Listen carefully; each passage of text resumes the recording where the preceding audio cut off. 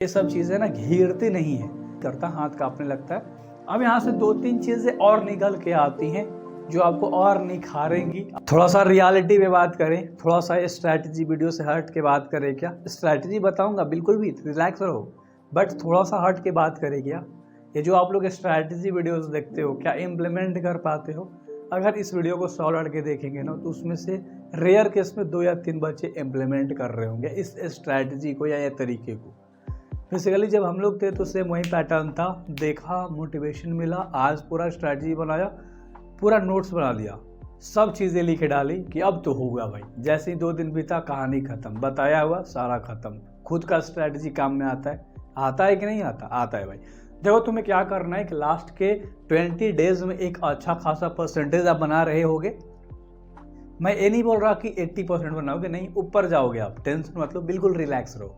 क्या चीज़ें करनी होती है, सिंपल सा तरीका है, सिलेबस तुम्हारा कितना कवर है।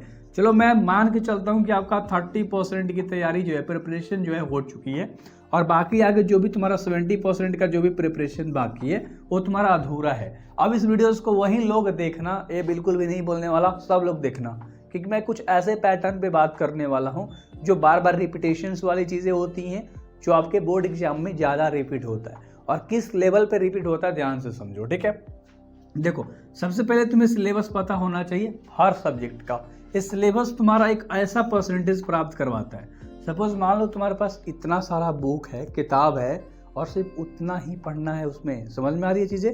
सबका कलेक्शन अगर उठाओगे तो सिर्फ इतना पढ़ना है। अगर एक मोटा किताब है इतना, उसमें इतू सा पढ़ना है सिलेबस, ठीक है।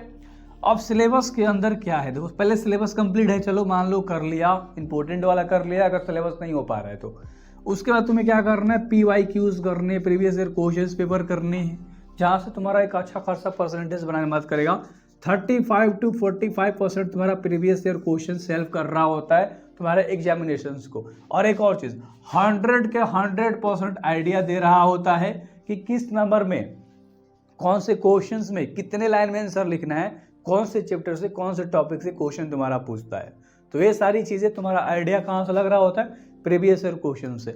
35 to 45% जो है तुम्हारा कंफ्यूजन क्लियर होता है, कॉन्फिडेंस बहुत ज़्यादा बिल्ड होता है, क्योंकि आप ये सोचते हो कि मैंने तो बोर्ड का पेपर लगा रखा है, मेरे को कोई दिक्कत वाली बात नहीं है। और जब आप एग्जाम में बैठते हो तो एंग्जाइटी, टेंशन, डिप्रेशन, ये सब चीज़ें ना घेरती नहीं है, वरना 3 घंटे के लिए भी ये सारी चीज़ें हावी हो जाती हैं वहाँ पर, और काम नहीं करता, हाथ कांपने लगता है और पसीना निकलने लगता है। तो चीज़ें समझ नहीं बारीकी से।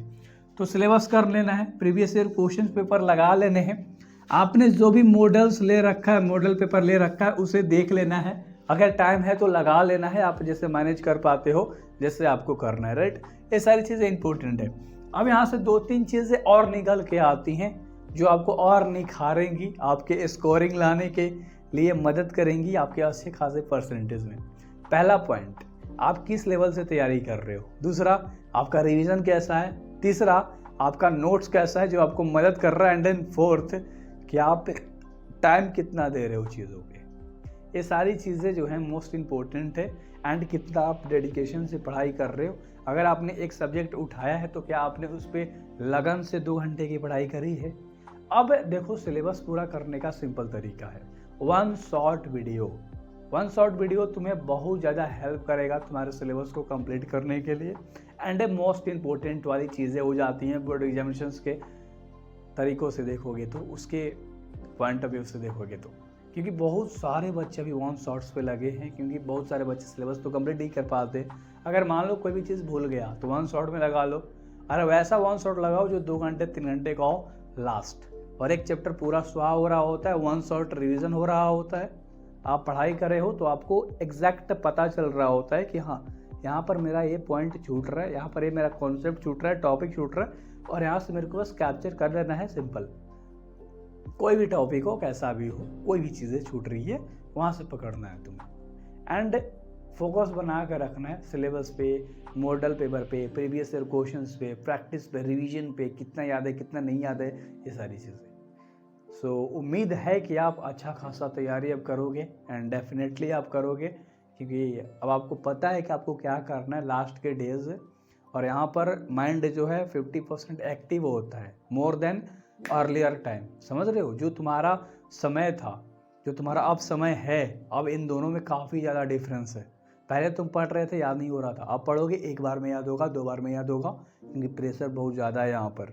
ठीक है, तो स्ट्रैटेजी वैसा बनाना जहाँ पर तुम्हारा कम समय लग रहा होगा, चीज़ें अच्छे से कंप्लीट हो रही होंगी एंड याद हो रहा होगा। सो बेस्ट ऑफ लक, फोड़ सकते हो मेरे भाई। एंड ये सारी चीज़ें कुछ भी नहीं है, यहाँ से तुम्हारे आइडियाज़ लग रहे होते हैं एंड आप तो 90+ ला सकते हो। बेस्ट ऑफ लक, सब्सक्राइब करना, टू सब्सक्राइब। बेस्ट